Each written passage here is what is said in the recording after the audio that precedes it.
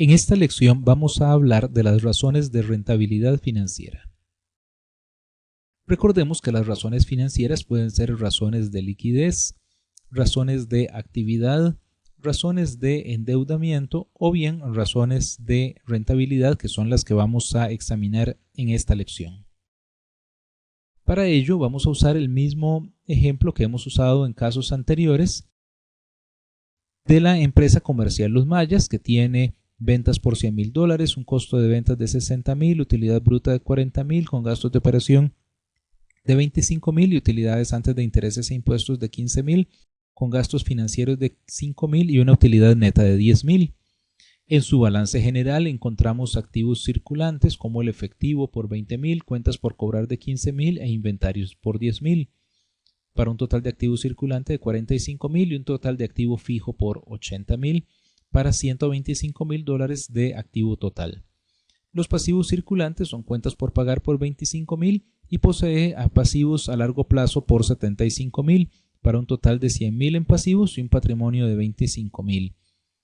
Entonces, las razones de rentabilidad permiten analizar la rentabilidad de la empresa en el contexto de las inversiones que realiza para obtenerlas o del nivel de ventas que posee.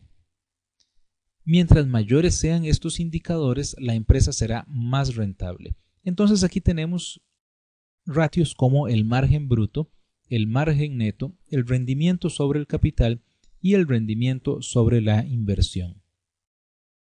El margen bruto consiste en el porcentaje de utilidad obtenida sobre el costo de ventas. Se calcula como la utilidad bruta con respecto a las ventas.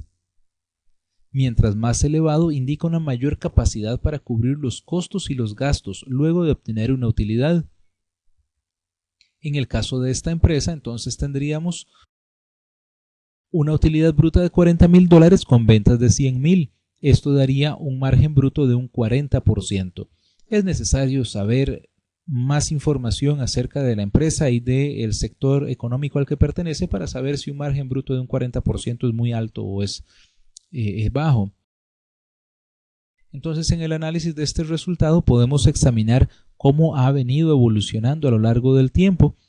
Entonces, podríamos en este caso ver que actualmente es de un 40%, que tiene alguna cierta tendencia al alza, aunque parece haber bajado en algún momento. Si el promedio de la industria es de un 30%, quiere decir que esta empresa posee un resultado bastante satisfactorio. Presenta algunas fluctuaciones que puede ser un poco preocupante. Es necesario considerar esto integralmente y conocer entonces las razones de las fluctuaciones. Podría ser causa de una buena liquidez para la empresa y es necesario evaluarlo periódicamente y valorar entonces las diferentes políticas que la empresa puede implementar. Por su lado, el margen neto consiste en el porcentaje de utilidad con respecto a las ventas. Se calcularía entonces como la utilidad neta entre las ventas y se interpreta de la siguiente manera: mientras más elevado, indica una mayor capacidad para distribuir dividendos entre los socios. Entonces, para el caso de esta empresa tenemos una utilidad neta de $10,000 con respecto a ventas de $100,000. Esto nos estaría dando un 10% de margen de utilidad neta. E igual hay que compararlo con el promedio de la industria para saber qué tan bueno o qué tan malo es, con las metas y con los datos históricos para poder evaluar este resultado. El rendimiento sobre el capital, también conocido como rentabilidad, es el porcentaje de utilidad obtenido por los socios de la empresa. Consiste entonces en la utilidad neta con respecto al capital y mientras más elevado indica un mayor rendimiento para la aportación de capital que han realizado los socios.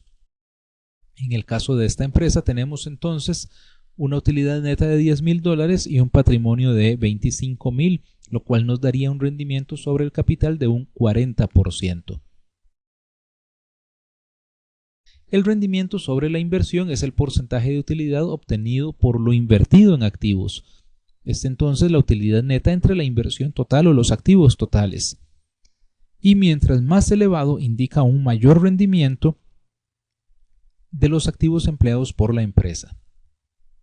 En el caso de esta empresa tendríamos entonces la utilidad neta de $10,000 entre un activo total de $125,000, lo cual nos daría un 8% como rendimiento sobre la inversión.